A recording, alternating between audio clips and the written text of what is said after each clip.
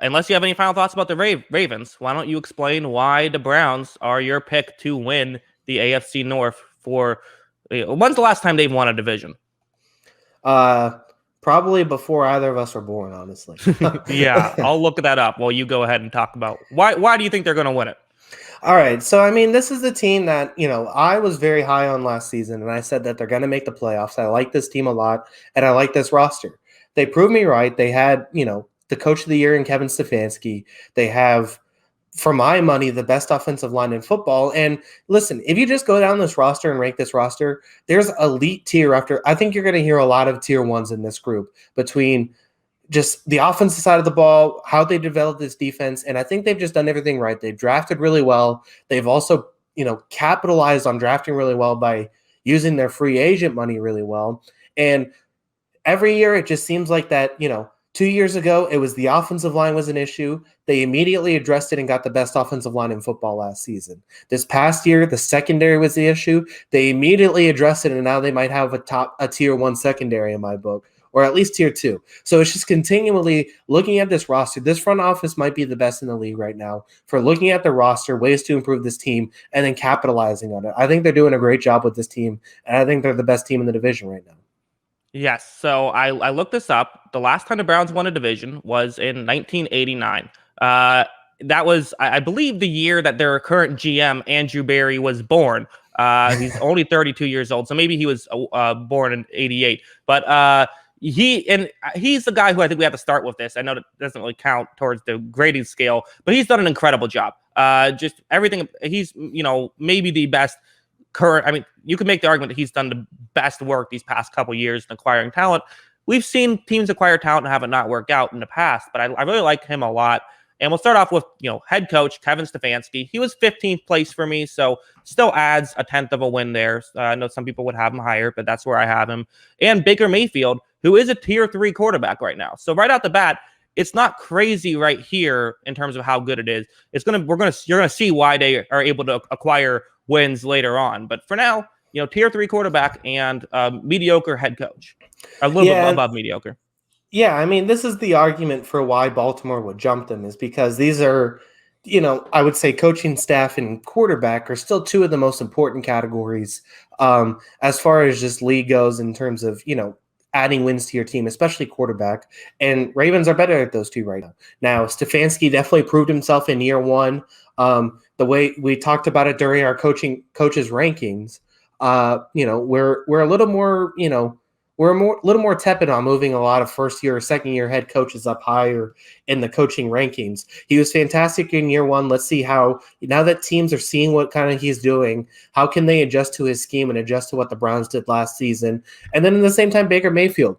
How can teams adjust to what he did in the second half of the season last year where, he might have played like a tier 2 or maybe even a tier 1 quarterback at the end of the year last year, but he's got to do it for a full season. If he can put it to a full season, I'm a huge Baker Mayfield guy. He's just got to be able to show that he can do it for the whole season. And then, everybody's got to be about it, and you got to give him the respect he deserves.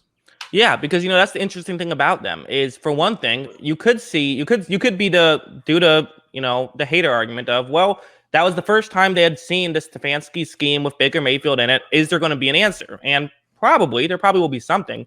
But the flip side is, well, what if Stefanski builds off of it? And what if Baker Mayfield takes the next step up? They could be even better next year. So it could go both ways. Yeah, no, I mean, I definitely think that's true, because now everyone, it's a reactionary league. As soon as you see something's going to counter. We've now seen the Stefanski offense kind of dominate between Minnesota and Cleveland for 2 years now. Our defense is finding a way to counter this offense and counter this team. And how can he adjust that on the fly as well? Yeah, and now talking about some of the stuff that they're great at, you got halfbacks, Nick Chubb, Kareem Hunt, and even D'Ernest Johnson, who had only 37 attempts but had over 5 yards per carry. This is a tier 1 running back room, and their offensive line is not just tier 1, it's number 1 in my rankings. Jack Conklin, Jedrick Wills, but I always screw up the name, Batono, something like that, Wyatt Teller, and J.C. Treader. I mean, that's their worst offensive lineman is Jedrick Wills, who had a really good rookie season last year, or at least a pretty good rookie season last year. So just an insanely good offensive line, easy tier 1 in both those groups. And again, a tier 1 halfback room, that helps a lot. tier 2 barely helps you, but tier 1 helps a lot. It's like having that top end can really, you force teams to basically have to play a certain way, which is huge.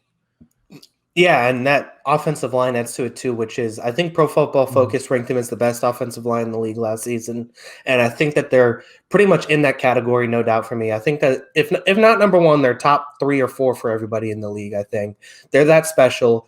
Like you said, Chubb is obviously great. Getting Kareem Hunt as that backup guy and capitalizing on that situation to be able to get him just makes this team even more dangerous. Excuse me. And then, when he's on the field too, I got to give credit to Andy Janovich too, one of the longtime fieldbacks who's also a very good fullback and adds to this blocking group too when they want to run the ball and get really big.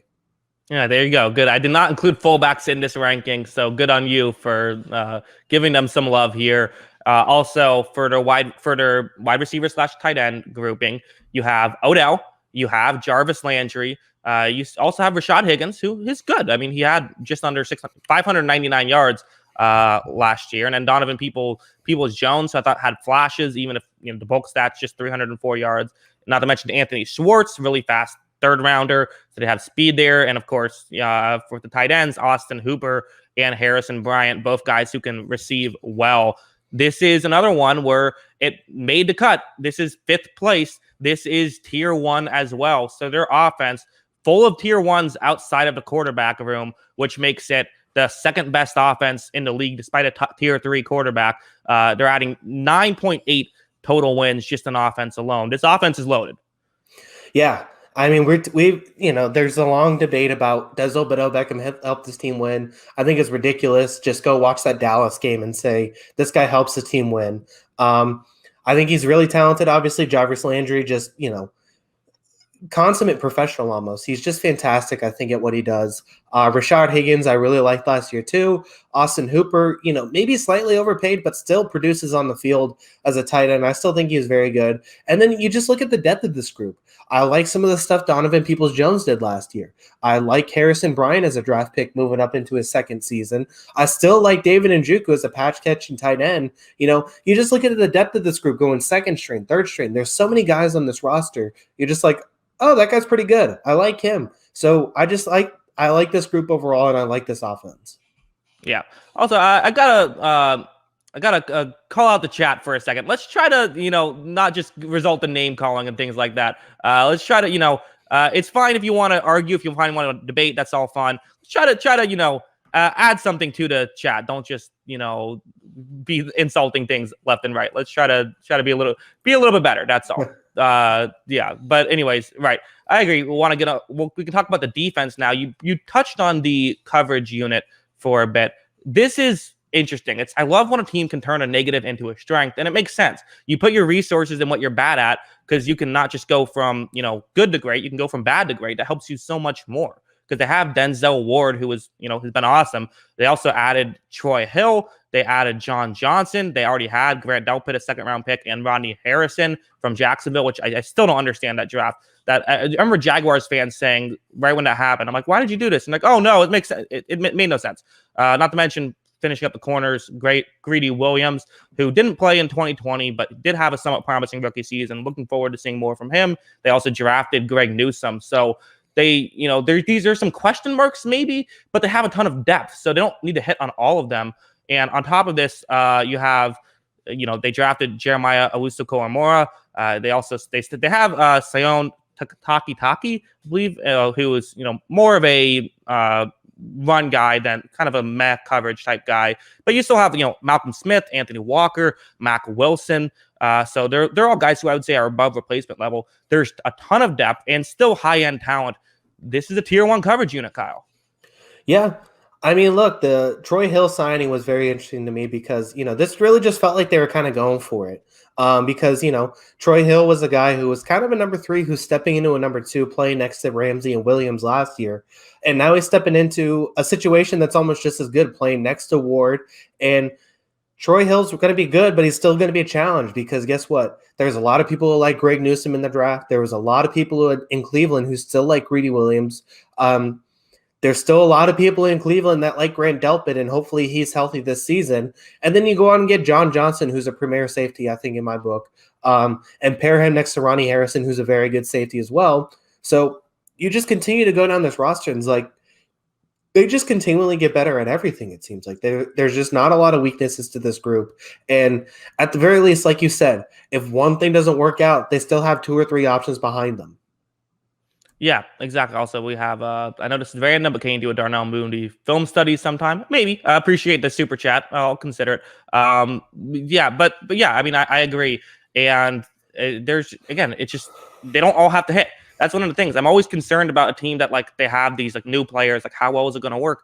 They don't all have to work. And if we want to talk about the rest of their defense, you have for the run defense is going to be tier 3, and their pass rush is going to be tier 2. So you have Myles Garrett and Jadeveon Clowney. So Clowney has, he's more of a run stopper and more of a disruptor. But hey, if you can disrupt things with Myles Garrett on the other side, that would be awesome. That could really help out a lot. There is, again, Clowney has his issues, we know, but he's solid as well. Their interior defensive line is maybe the biggest weakness of this team in general, with Jordan Elliott, Malik Jackson, and Andrew Billings, who was a 4th rounder. But even that's not horrific. And then the linebackers I just mentioned, they have a bunch of linebackers who can do, if you need them to do a certain thing, you can put in the right personnel to make that happen. So with a tier 3 run defense and a tier 2 pass rush, that puts their defense overall at 3rd overall. So this is looking good so far for the Browns. Yeah, I mean, honestly, this is an impressive group. Also, with that pass rush group, McKinley's a nice rotational piece, and just going off of what he did in college, Owusu-Koramoah is going to get some opportunities to blitz here, because that was something he was actually, despite his size, it was something he's very good at. I don't know if it's going to translate to the NFL because he's a little small, but I still think it's something he's very good at, just as a prospect and something he could translate to. And yeah, I mean, if they get anything out of Jadeveon Clowney next to Myles Garrett, then this could be a tier 1 group pretty quickly, because Myles Garrett's that special. He's a defensive player of the year candidate pretty much automatically because he's that good. Clowney, we've continued to say he's shown flashes of brilliance, but also, has had moments where it's looked like he's kind of out of sorts at times. And then, like you said, with the pass rush group or run defense group, I think it's solid, but at the same time, it's just got to hold up enough to get play to this Browns team's strengths, right, on defense. Like, it's just got to hold up enough to make them force them to throw the ball into this coverage and drop back into deep drop situations for this pass rush group. If they can hold up enough, then this is, that's a success for the Browns. Yeah, it's looking, and again, it should be very exciting. Also, to round out the last group, kickers, Cody Parkey, tier 3 kicker, whatever. So that's where they're at. Should I just reveal now how many wins I have them as? Yeah, go ahead and reveal. Yes. So this was shocking when I really went down and checked this out. 14.31 wins for the Cleveland Browns. That's first in the NFL. So this is a team that, and I don't hate it. Like, I think that there's a lot of logic here. And what's crazy about it is they're doing this without a ton of points from their head coach and without a ton of points from their quarterback. I mean, if Mayfield takes the next step and goes to tier 2 or tier 1, this team this is easily a Super Bowl contender and potentially a Super Bowl champion. Yeah. I mean, honestly, I think it's in the conversation. I think it's in the conversation for best team in the AFC. I mean, let's put it this way. If this roster was on, I'm trying to think of an example here. If this roster was on the Indianapolis Colts. Sure. I mean, the Colts are a good team, but if this roster is on the Indianapolis Colts, are people saying this is the next best team behind Kansas City? Probably. I mean, granted, I think a lot of people are saying that just in general right now. Yeah, I think the only people who are doubting the Browns right now are people who see the name Cleveland Browns and instantly get terrified. It's a real concern. It is. And, we all got burned. We didn't all get burned, but a lot of us got burned a couple years ago when, the Browns, that was the year that they added Odell Beckham Jr. and all of that stuff. But I do have to say, there's 2 things I've noticed. One thing is that when a team goes from like 4 wins to 8 wins, everyone assumes they're going to win 12 wins the next year. And also, when there's a team that hasn't like gone to like a conference championship, no one will say that they're Super Bowl contenders just yet, even if they have the talent to do so. That's something I've noticed. It's like it's almost like one of those jobs where it's like, every job it'll say like entry level, but you need 5 years experience. Like, how do you get experience if you can't get an entry level job? And that kind of how it feels with football teams that are championship contenders.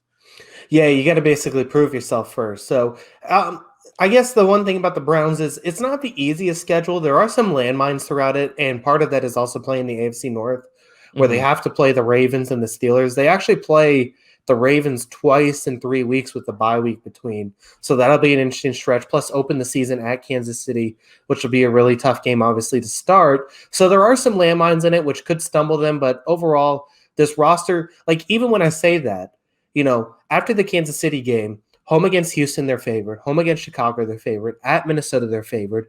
At the Chargers, they're favored. Home against the Cardinals, they're probably favored. Home against the Broncos, they're favored. Home against Pittsburgh, they're probably favored. At Cincinnati, they're probably favored. At New England, they're probably favored. Home against Detroit, they're probably favored. So you're probably looking at Week 12 at Baltimore, where the first game you're looking at that this team might not be the favorite in the game because, it's Baltimore on the road. So I don't think it's the easiest schedule in the book, but at the same time, this roster is so much talented than the teams around them. Yeah, I couldn't agree more. And I still don't know if I'm willing to say. I literally just mean I don't know if I've decided if they're my Super Bowl pick just yet. But I mean, they probably are. I have them as their best on the. I need to come up with some sort of name for this system. But they're number one on the system, and like I don't know, why not say that they're the Super Bowl contender? Like, why not say they're number one? I mean, they have. There's really I don't know a good reason that it's coming at me. It's like, oh yeah, this is why they won't win a Super Bowl. I can think of something for every other team except for Cleveland right now. Well, I guess the reason why they wouldn't win a Super Bowl is that, Patrick Mahomes is who they'd play in the the AFC Championship, right? Like, I guess that. Well, I mean, we'll talk more about it once we get to the Chiefs, but it's not just Patrick Mahomes. It's not just football isn't a two-player sport. No, I agree. But just looking, I think that's the big question is, can Baker hit that level where, like I said, as we were talking about quarterback, at the end of the year, he was playing at a tier 2 level. If we did our rankings based off the last half of the season, he's probably in that, I think, 8 to 12 range rather than I think we had him at 16th overall. So if he's in that 8 to 12 range at quarterback, that's easily putting this team in the best position. But we got to see that Baker Mayfield for the whole season. And that's coming from a huge Baker Mayfield fan. Like I said, I'm high on him as a quarterback. I'm high on the personality. I like everything that he does on a football field. But we just need to see it for the whole season where he's not turning the ball over and making mistakes, which he did at the very end of the season and turned the Browns into a really good team. Yeah, I mean, I guess I just kind of disagree a little bit with the fact that I don't think that they need Baker to be great. I think if Baker's a tier 3 quarterback, I think this team can win a Super Bowl. I think that they have that much talent around him. Okay, let me rephrase. If he plays, so I would say the first half of the season and his years before, he's probably playing like a tier 4 quarterback. If he's a tier 4 quarterback, that's what bumps this team down. That's true. That would be tough. And, I mean, 2 years ago, he played like a tier 5 quarterback. So that's where things get a little bit tricky. And, of course, there is the whole, you can't win without Odell Beckham. How high are the ratings for the herd with Colin Cowherd if the next day if the Browns win the Super Bowl? He's gonna go crazy. He's gonna justify every reason why Baker Mayfield wasn't responsible for the Super Bowl. Exactly. It'll be right up there with the Skip Bayless after LeBron wins the NBA championship. Just great stuff. Oh man, I mean, if he and Carson Wentz wins the Super Bowl, it's probably over for the Cowherd Show, isn't it? I'm sorry, what was that? If Baker or Carson win a Super Bowl, it's probably over for the herd, isn't it? No, that'll be that's exactly what he wants. He'd love it. Let me tell you why they shouldn't get a Super Bowl ring. Yeah, exactly. They'll pop champagne and he'll talk about that. A winner doesn't pop champagne. A winner sips, lets someone else pop it and they just take the glass. Yeah. Also, I realized I did not put the banner up for this. I'm going to make sure I put timestamps on the show so people afterwards don't get confused. So that's my bad. But yeah, all right, Kyle. Good first episode of this. It was fun. Yeah, starting with this division, I felt good because I think, like I said, this is the best division in football. It's really competitive, and 3 teams that it's really splitting hairs when we're judging them. But I think all 3 of them are playoff teams, so I think they're all going to be very good. All 3 of the teams in this division will be playoff teams. Yes, or 3 of the 4 teams. The top 3 teams will be playoff teams. You know what I meant. The three teams people care about. All right, just Wow. throw a job in there. You continue to throw strays at the Bengals. What did they do to you? I mean, I think that they've done plenty for me. I've had to watch their games over the years. That's fair.